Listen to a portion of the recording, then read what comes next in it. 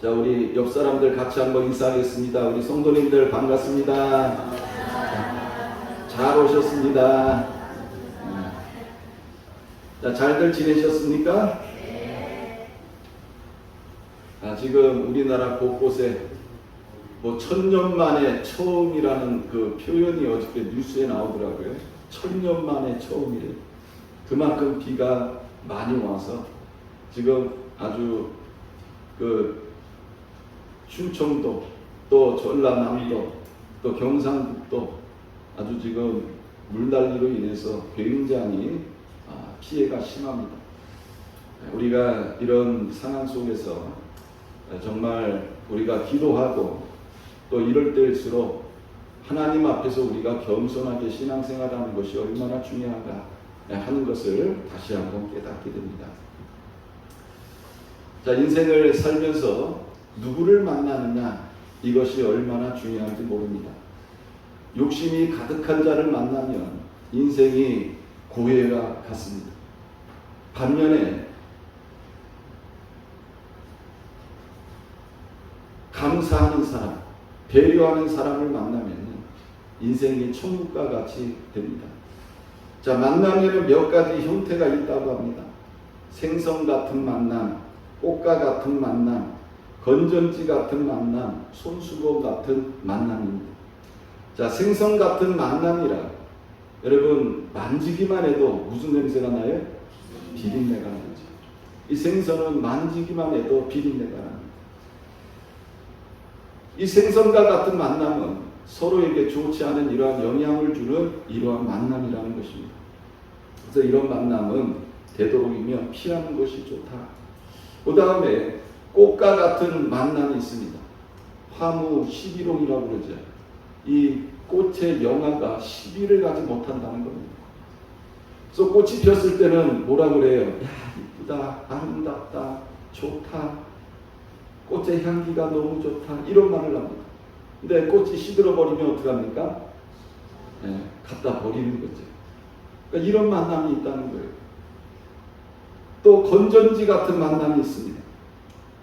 달면 삼키고 쓰면 뱉는 만남입니다. 힘이 있을 때는 지켜지는 거예요. 근데 내가 힘이 다했을 때는 어떻게 되는 겁니까? 이제 버려지는 거죠. 교환되어지는 거죠. 이런 만남이 있다는 것입니다. 마지막 손수건 같은 만남입니다.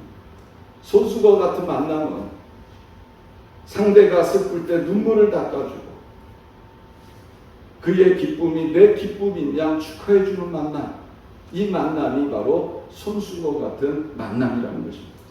주변 환경과 여건에 상관하지 아니하고 늘 함께하는 아가페와 같은 이러한 만남이라는 것입니다.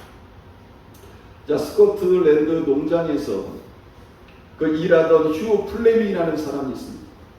어느 날 아침에 갑자기 사람 살려주세요 하는 이런 소리를 듣게 됩니다. 그래서 그 소리가 나는 곳을 향하여 갔더니 어린아이가 진흙에 빠져가지고 호흡되고 있었습니다. 휴 플레밍이 그를 건져서 살려줬습니다. 이 아이가 너무 고맙습니다. 그리고 집에 가서 자기 아버지에게 자기에게 일어난 일을 이야기한 거예요. 다음날 아침에 그 아버지가 휴 플레밍을 찾아왔습니다. 이 아버지는 대단한 귀족이었습니다. 와서 너무 고맙다, 내 아들을 살려줘서 너무 고맙다, 이런 말을 합니다. 어떻게 하면 내가 너에게 보답할 수 있는가? 근데 이 휴 플레밍은요, 제가 마땅히 해야 할 일을 했습니다.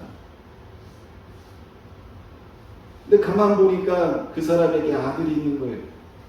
그래서 이 귀족이 그 아들을 런던으로 데려가서 비싼 등록금을 내고 공부할 수 있는 대학에 입학을 시켜줍니다. 그래서 이 사람이 이제 그 학교를 다니면서 공부를 열심히 하게 되고 나중에 아주 훌륭한 이러한 과학자가 됩니다.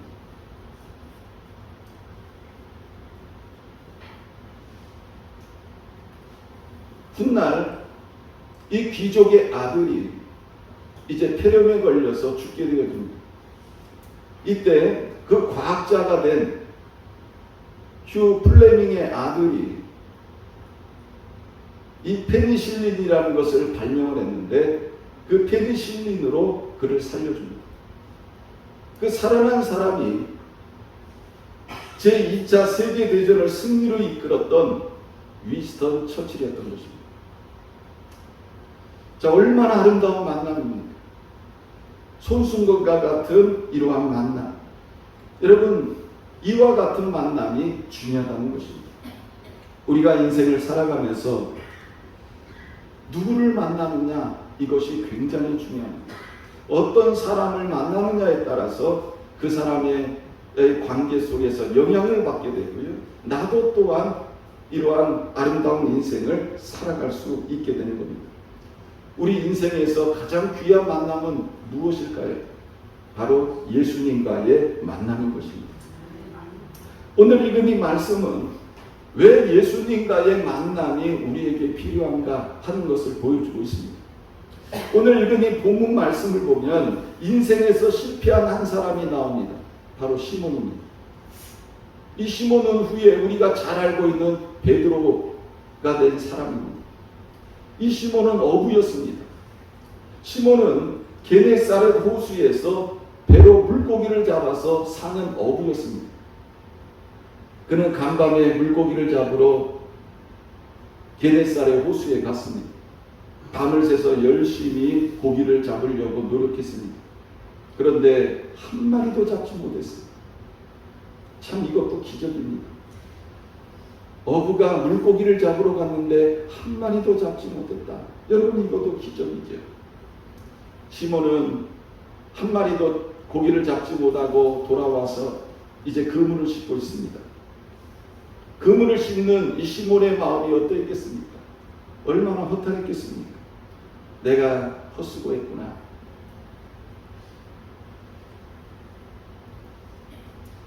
그런 상황 속에서도 그는 다음을 기약하고 그물을 손질하고 있었다는 것입니다. 자, 시몬은 자기 분야에서 실패한 사람이었습니다. 그런 시몬에게 누가 찾아왔습니까? 예수님이 찾아오십니다. 실패한 시몬과 예수님과의 만남. 여러분, 왜 예수님과의 만남이 중요한지 오늘 성경은 우리들에게 잘 보여주고 있습니다. 왜 예수님과의 만남이 중요합니까? 첫 번째로 실패한 자에게 성공을 주시는 분이기 때문에 그렇습니다. 한번 따라해 보시기 바랍니다. 실패한 자에게 성공을 주십니다. 자, 예수님께서 시몬의 배에 오르십니다. 그리고 그 배에서 사람들을 가르치십니다. 자, 말씀을 마친 후에 예수님께서 이 시몬에게 이렇게 말씀합니다. 깊은 데로 가서 그물을 내려 고기를 잡아라. 자, 시몬이 밤을 새 가지고 고기를 잡았습니다. 근데 한 마리도 잡지 못했어요. 얼마나 피곤했겠습니까? 얼마나 낭만이 됐겠습니까? 사람이요, 밤을 새더라도 내가 하는 일에 있어서 어떤 좋은 결과가 나오면 피곤하지 않지. 운동선수가 좋은 성적이 나오면요, 힘들어도 힘들 줄 모르는 거예요. 사업하는 사람이 사업이 잘 돼가지고 돈을 많이 벌게 되면요, 아무리 바빠도 피곤한 줄 모르는 겁니다. 근데 시몬은요, 밤새도록 가가지고 그물을 내려서 고기를 잡았는데 한 마리도 잡지 못했습니다. 얼마나 힘들었겠습니까? 얼마나 낙심이 됐겠습니까? 빈배로 돌아올 때에 그 마음을 그 누가 헤아릴 수 있었겠습니까? 자, 오늘날 우리들도 인생을 살아가면서 이런 일들을 경험합니다. 내가 하는 일에 있어서 내가 실패자가 되어졌을 때, 내가 하는 일에 있어서 어떤 결과가 나오지 않을 때, 여러분, 그 마음이 얼마나 힘들까, 얼마나 낙심이 될까 하는 것을 우리는 능히 짐작할 수가 있습니다. 내가 열심히 했는데, 내가 농땡이 친 것도 아닌데, 최선을 다했는데 왜 나는 실패자가 됐을까? 어디서부터 이런 일이 일어났을까?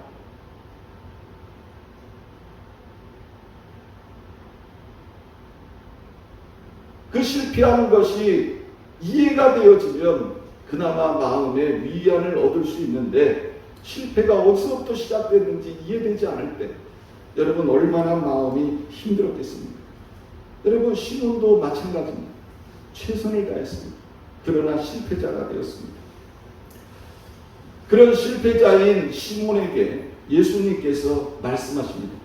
깊은 데로 가서 그물을 내려 고기를 잡으라. 예수님께서 시몬에게 이 말씀을 하실 때 어부인 시몬이요, 이 말씀을 순종하는 것이 결코 쉬운 일이 아니었습니다. 왜 그렇습니까? 지금 시몬은 밤을 새 가지고 나가가지고 그물을 내서 고기를 잡으려고 했습니다. 얼마나 힘들었을까요? 여러분, 어부가 바다에 나가서 그물을 내려서 고기를 잡는 것이 얼마나 육체적으로 힘들겠습니까? 그죠? 근데 밤을 새웠습니다. 그런 베드로에게, 시몬에게 예수님께서 깊은 데로 가서 그물을 내려 고기를 잡으라는 겁니다. 또 이 시몬이 순종할 수 없는 이유 중에 하나가 뭐냐? 여러분, 고기는 어느 때 잘 잡힙니까? 새벽에, 또 저녁에 잘 잡혀요. 그래서 여러분, 바다에도 가면 그 바다에 보면 캄캄한 밤에 바다에 불빛을 밝히고 있는 이러한 배들이 얼마나 많습니까? 이 고기를 잡는 배들은요, 새벽에 아니면 저녁에 밤에 나가서 고기를 잡습니다. 근데 지금 예수님께서 시몬에게 말씀하실 때는 언제? 이미 해가 중천에 떠가지고 사람들이 모여서 예수님의 말씀을 듣고 있는 것을 볼 때 고기잡이 하는 시간에는 맞지 않았다는 것입니다. 또 예수님께서는 깊은 데로 가서 그물을 내려 고기를 잡으라고 합니다. 여러분, 깊은 데는 고기가 없어요. 어느 정도 물이 적당한데 고기가 많이 사는 겁니다. 평생 어부로 살아왔습니다. 평생 어부로 잔뼈가 붉었습니다. 그런 자신에게 예수님께서 깊은 데로 가서 그물을 내려 고기를 잡으라고 할 때 이 말씀이 시몬에게는 순종하기 매우 어려운 말씀이었다는 것입니다. 시몬이 알고 있는 이런 상식에는 맞지 않는, 자신이 알고 있는 경험에는 맞지 않는 이러한 말씀이었다는 것입니다. 그러나 시몬은 이렇게 대답합니다. 선생님, 우리들이 밤이 새도록 수고하였을 때 잡은 것이 없지만은 말씀에 의지하여 내가 그물을 내리리이다. 자, 시몬이 주님의 말씀에 순종해서 깊은 데로 가서 그물을 내렸습니다. 어떤 일이 일어났습니까? 그렇게 하니 고기를 잡은 것이 심이 많아 그물이 찢어집니다. 이에 다른 배에 있는 동무들에게 손짓하여 와서 도와달라 하니 그들이 와서 두 배에 채움에 잠기게 되었다. 간밤에는요, 한 마리의 물고기도 잡지 못했습니다. 그런데 예수님 말씀에 순종해서 깊은 데 가서 그물을 던졌더니 시몬 평생에 제일 많은 물고기를 잡았다. 두 배에 가득 채우는 이런 물고기를 잡았다고 이렇게 말씀하고 있습니다. 제가 감명 있게 본 영화 중에 하나가 배너라는 영화입니다. 자, 그 중에 그 내용들을 우리가 쭉 여러분들도 많이 보셔서 잘 알고 계시겠지만 그 로마가 이스라엘을 지배하고 있을 때입니다. 자, 이 배너가 로마 군사들에게 붙들려 가지고 이제 끌려갈 때입니다. 노예로 끌려가는데 갈증이 나가지고 죽게 되어졌어요. 그때 한 사람이 와가지고 이 배너에게 물을 줍니다. 생명수와 같은 물이었죠. 이 물을 먹고 힘을 얻었습니다. 그 후에 이 배너의 사랑하는 어머니, 누이 동생이요, 이제 너무 고민하고 분에 못 이겼어. 나중에 보면 이 문둥병, 한세시병에 걸립니다. 그래서 쫓겨나가지고 이제 문둥병자들이 살고 있는 마을에 가서 살게 되죠. 하루아침에 가정이 쑥대밭이 되었습니다. 자, 베너는 노예로 끌려가가지고 어떤 일을 합니까? 그 배에 이창에 앉아가지고 노 젓는 이런 일을 하게 됩니다. 이 평생 동안을 배 젓는 일을 해야 되는 거예요. 그러다가 힘이 떨어지면 가서 죽여버립니다. 이제 베너의 인생은 끝난 것 같습니다. 그때 배가 침몰을 해요. 그러면서 베너가 로마의 호민간의 생명을 구하게 됩니다. 이 호민간의 양아들이 되어지게 되죠. 어느 날 예수라는 사람이 사형당하는 소문을 듣게 됩니다. 베너가 구경을 갔습니다. 그런데 그 예수라는 사람의 얼굴을 보고 깜짝 놀랍니다. 자기가 갈증이 나서 죽음의 위기에 있을 때 자신에게 물을 주었던 그 사람이 바로 예수였던 것입니다. 미친 듯이 달려가서 그 예수님에게 물을 떠가지고 예수님에게 줍니다. 그랬더니 로마 병사들이 채찍으로 베너를 때리면서 물 주지 말라고 합니다. 그렇지 않아도 이 로마인들에게 대한 증오가 마음 가득히 있었는데 이런 분노가 치밀어 오릅니다. 그런데 십자가에 못 박히신 예수를 보는 그 순간에 그 마음 안에 있던 로마 병사들을 향한 증오심이 사라지는 것을 느끼게 됩니다. 그리고 왠지 모를 기쁨이 그 안에 가득 채워지는 것을 느끼게 됩니다. 또 이 영화의 장면이 바뀌어서 그 순간 어떤 일이 일어나느냐? 문둥병에 걸렸던 그의 어머니와 그의 누이의 문둥병도 깨끗이 다 낫는 이런 놀라운 기적이 일어나게 되어집니다. 풍지박산 났던 가정이 예수 그리스도로 인하여 완전히 회복되어지는 이러한 놀라운 일이 일어나게 되어진 것입니다. 예수님과의 만남을 통해서 그의 가정이 완전히 회복이 되어지는 이런 놀라운 은혜가 임하게 되어졌던 것입니다. 사랑하는 성도 여러분, 왜 우리가 예수를 만나야 됩니까? 바로 인생 속에서 실패했던 내가 예수를 만남으로 말미암아 주님은 우리를 성공자의 삶으로 만드실 수 있는 분이기 때문에 그렇습니다. 그래서 우리가 예수를 만남으로 인하여 우리가 인생에서 성공자가 될 수 있음을 성경은 우리들에게 말씀하고 있습니다. 두 번째로 왜 예수님의 만남을 가져야 하느냐? 내가 죄인임을 알게 되기 때문에 그렇습니다. 사람들은 태어나면서 나름대로의 이러한 철학적인 질문이 있습니다. 나는 누굴까? 나는 왜 태어났을까? 나는 죽으면 어디로 갈까? 근데 우리가 예수를 만나면요, 이 질문들이 다 해결이 됩니다. 세상에서 공부 많이 한 사람들이 이런 질문을 가지고 거기에 대한 답을 찾습니다. 근데 우리가 예수를 만나면요, 우리가 가지고 있는 이 모든 질문들이 다 한 번에 해결이 되어버립니다. 예수를 만나면 내가 누군지를 알게 돼요. 자, 시몬이 예수님의 말씀에 순종해서 깊은 데로 가서 그물을 내려 고기를 잡았습니다. 두 배에 가득 차게 잡게 되었습니다.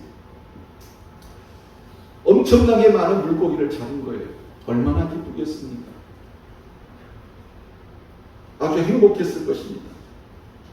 그 물고기들을 보면서 마음이 들뜨고, 야, 이제 한 미쳐 잡았다, 이런 아마 생각도 했었을 것입니다. 그런데 시몬의 행동이 우리가 생각하는 것과 전혀 다르게 행동하고 있다는 것입니다. 8절 말씀에 보면, 자, 우리 같이 한번 읽어볼까요? 자, 시작. 시몬 베드로가 이를 보고 예수의 무릎 아래에 엎드려 이르되 주여 나를 떠나소서 나는 죄인이로소이다. 여러분 놀랍지 않습니까? 마냥 기뻐하고 즐거워해야 할 그런 상황입니다. 야, 나는 이제 이렇게 많은 물고기를 잡았어. 나는 이제 부자가 될 거야. 내가 한미천 잡았어. 아마 이런 생각을 하고 있지 않을까? 우리는 그렇게 생각할 수 있습니다. 그런데 여러분 베드로가 그 순간에 어떻게 합니까? 예수의 무릎 아래에 엎드렸다. 이렇게 말하고 있습니다. 그러면서 예수님에게 뭐라고 말을 합니까? 주여 나를 떠나소서 나는 죄인이로소이다. 이렇게 고백하고 있습니다. 시몬은 지금까지 자기 자신이 죄인인 줄 몰랐어요. 나는 의인이라고 생각했어요. 그래도 나는 사람들 간에 의리도 있고 정도 있고 불의를 보며 못 참는 사람이라고 생각을 했어요. 그런데 지금 예수님의 말씀에 순종하여 물고기를 잡은 그것을 보고 이 시몬 안에 어떤 마음이 드냐? 나는 죄인이다 하는 이런 마음이 시몬의 마음속에 생겨나기 시작했다는 것입니다. 여러분 왜 예수님과의 만남이 중요합니까? 그것은 바로 내 자신이 누구인가를 알 수 있기 때문에 그런 것입니다. 로마서 3장 23절에 보면 모든 사람이 죄를 범하였으니 하나님의 영광에 이르지 못하더니 이렇게 말씀하고 있습니다. 여러분 죄를 헬라어로 하마르티아라고 합니다. 하마르티아. 이 하마르티아라는 뜻은 뭐냐면 관역에서 빗나갔다는 말이에요. 관역에서 빗나갔다. 자, 이 관역은 무엇을 의미하느냐? 하나님의 뜻, 하나님의 말씀을 의미하는 거예요.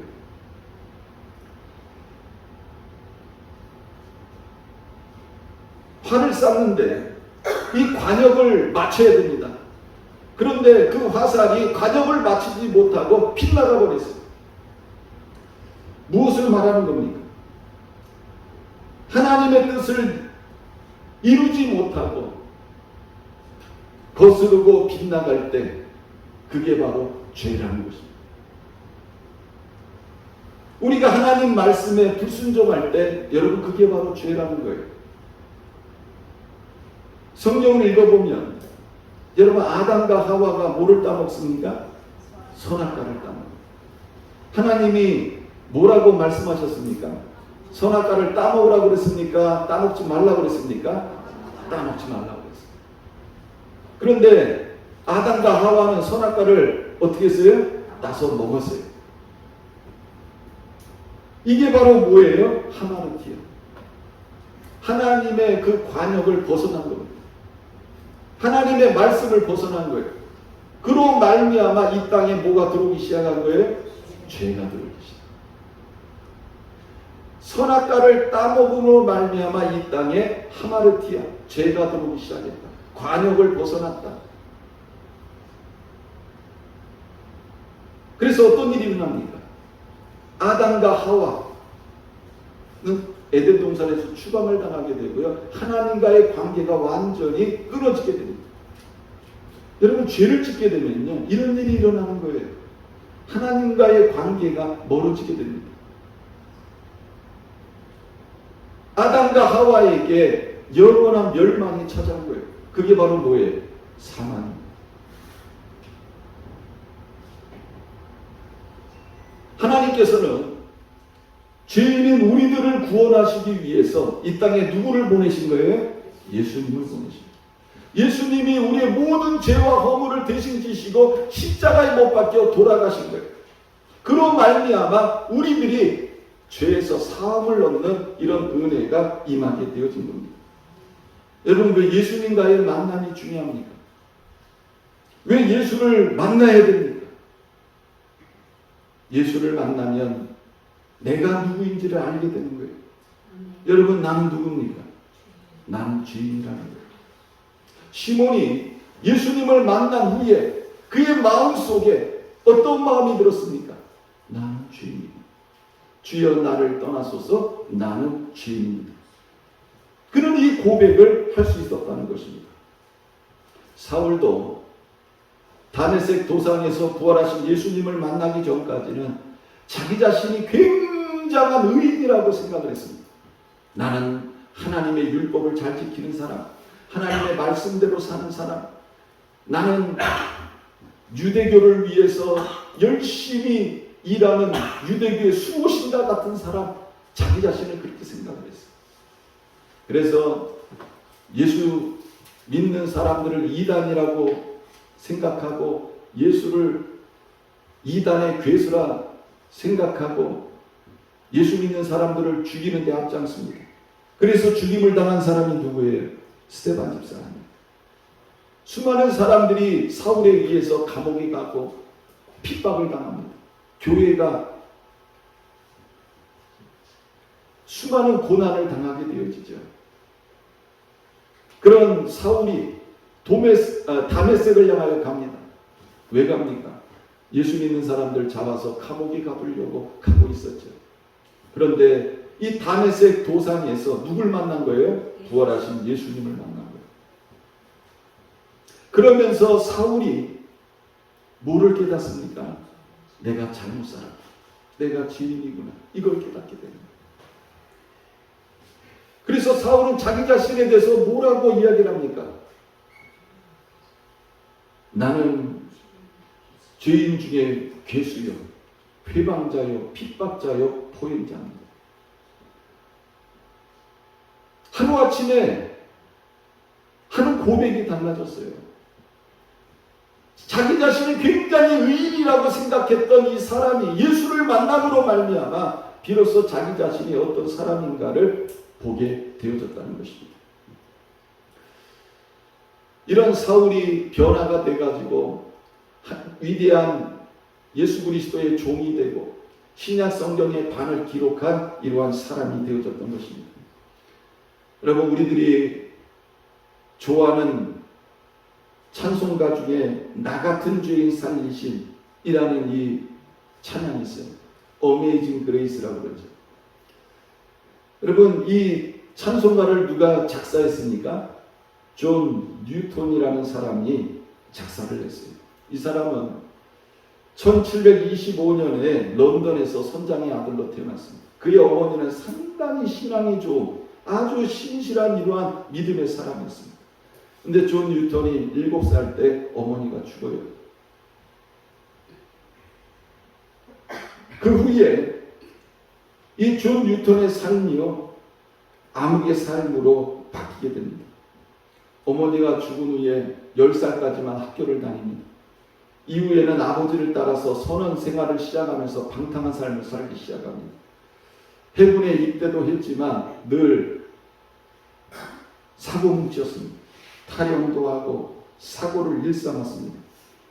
그는 아프리카로 가면 노예 상산에 팔려가지고 노예의 삶도 살았습니다. 믿음의 가정에서 기도하는 어머니 밑에서 태어났지만 그는요, 하나님을 믿는 사람들을 핍박하기 시작합니다. 자신도 그런 삶을 살았습니다. 그러던 어느 날 배를 타고 바다에 나갔는데 큰 이러한 폭풍을 만나게 돼요. 배에 돛이 떨어지고 배전이 깨지고 모든 사람들이 이제 죽었구나 하는 이런 위기감을 느끼게 됩니다. 그런 상황에서 존 뉴턴이 하나님 앞에 회개하기 시작합니다. 하나님, 나를 불쌍히 여겨주세요. 내가 잘못 살았습니다. 내가 주인이었습니다. 근데 신기하게 존 뉴턴이 하나님 앞에 이런 기도를 드렸을 때 바다가 잔잔해지기 시작합니다. 그러면서 존 뉴턴이 이런 말을 합니다. 나 같은 죄인을 구원하신 놀라운 은혜를 주신 날, 내가 처음 하나님을 믿는 날, 그러면서 이제 그날 평생을 기념했다고 합니다. 우리가 즐겨 부르는 이 나 같은 죄인 살리시냐라는 이 찬양시는요, 1779년도에 존 뉴턴이 54세가 되던 해에 작사한 찬양입니다. 우리들도 예수를 만나기 전까지는 내가 죄인인 줄 몰랐을 것입니다. 나는 법 없이도 살 수 있어. 아마 이런 생각을 가지고 살았을 거예요. 죄인 그러면 저 감옥에 가 있는 사람들, 저 사람들을 죄인이라고 우리는 생각했을 것입니다. 그런데 여러분, 우리가 예수님을 만나고 예수님을 믿기 시작하면서 여러분, 나도 모르게 내 입술을 통해서 나오는 고백이 뭡니까? 나는 죄인입니다. 이런 고백이 내 입술을 통해서 나오기 시작합니다. 그러면서 나는 구원받아야 될 존재입니다. 이런 고백을 하기 시작하는 거죠. 왜 예수님을 만나야 되느냐? 바로 내가 누구인가를 알게 되기 때문에 그렇습니다. 자, 세 번째로는 왜 예수님을 만나야 됩니까? 바로 예수님을 따르는 사람이 되기 때문에 그런 것입니다. 시몬이 예수님을 만나기 전에는 어떤 삶을 살았습니까? 전형적인 세상 살고 있는 사람들의 모습입니다. 성경에서 말하는 육신적인 사람의 모습이었습니다. 돈과 명예와 세상 권력과 세상의 부유함을 따르는 이러한 삶이었다는 것입니다. 그에게 있어서 가장 중요한 건 무엇이었을까요? 아마 모든 사람들이 공유하고 있는 똑같은 가치였을 것입니다.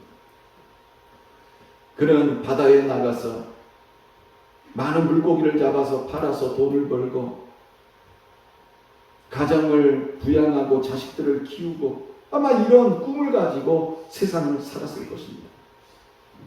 그런데 그가 예수님을 만나고 난 다음에 그의 삶이 어떻게 변화됐습니까?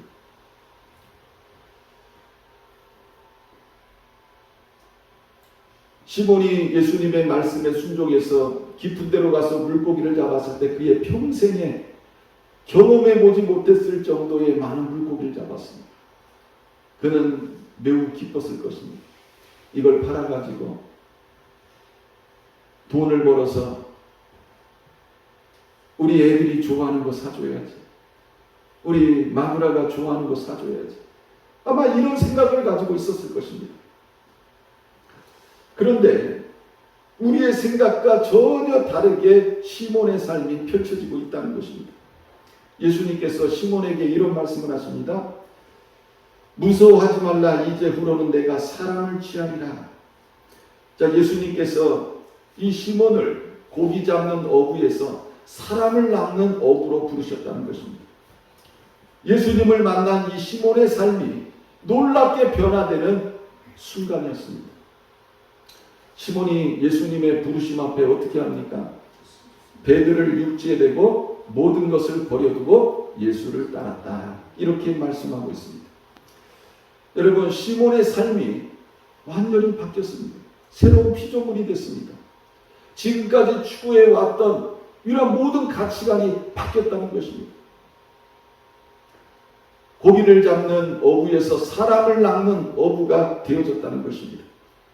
그래서 그는 그 배들을 육지에 대고 예수를 따랐다. 이렇게 말씀하고 있습니다. 사랑하는 성도 여러분, 왜 우리가 예수님을 만나야 됩니까? 그것은 예수님을 따르는 자가 되기 위해서라는 것입니다. 지금까지는 돈을 쫓았습니다. 명예를 쫓았습니다. 권력을 쫓았습니다. 세상의 주의를 쫓았습니다. 세상의 쾌락을 쫓았습니다.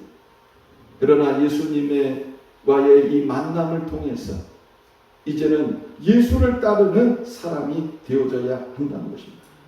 사도 바울은 빌립보서 3장 7절부터 보면 이런 고백을 해요. 그러나 무엇이든지 내게 유익하던 것을 내가 그리스도를 위하여 다 해로 여길 뿐더러 또한 모든 것을 해로 여김은 내 주 그리스도 예수를 아는 지식이 가장 고상하기 때문이라. 내가 그를 위하여 모든 것을 잃어버리고 배설물로 여김은 그리스도를 얻고 그 안에서 발견되려 함이니 내가 가진 의는 율법에서 난 것이 아니요 오직 그리스도를 믿음으로 말미암은 것이니 곧 믿음으로 하나님께로부터 난 의라. 사도 바울이 예수를 만나고 난 다음에 지금껏 자기가 귀하다고 소중하다고 쫓아왔던 모든 것들을 다 뭐로 여겼어요? 배설물. 여러분, 배설물이 뭡니까? 오죽돈 아닙니까? 사람들이 가장 더럽다고 생각하는 게 바로 이 배설물 아닙니까? 그런데 자기가 여태까지 쫓아왔던 가장 귀하다고 여겼던 모든 것들을 예수를 만나고 나서 보니까 아무것도 아니라. 아무것도 아니라.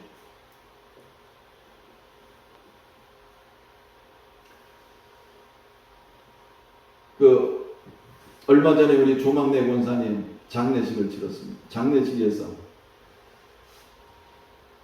어떤 분이 저한테 그런 얘기를 하더라고요. 우리나라의 재벌인 이병철 삼성 회장님 있잖아요. 그분이 이제 돌아가셔서 이제 먼저 이제 가셨는데 나중에 뒤를 이어가지고 우리나라의 재벌인 정주영 씨가 또 죽어서 이제 갔습니다. 둘이 만났습니다.